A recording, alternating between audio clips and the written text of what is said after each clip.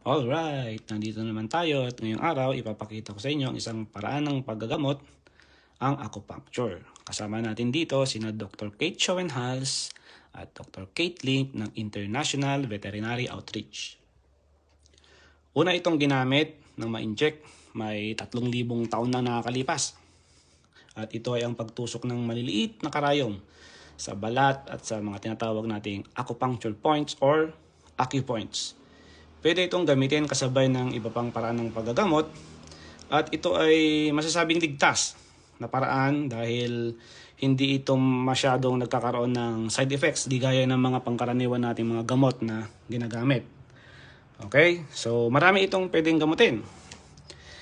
Sakit sa buto, yan, sakit sa laman, pag may pilay ang kabayo, sakit sa tiyan, yun, colic, pagtatae, at yung tinatawag na seizure, yan, asthma, kidney problems, skin problems. Ayun, isa rin na pinagagamitan nito ay para mapaganda ang performance ng mga kabayo. Okay? At marami pang iba. Okay, so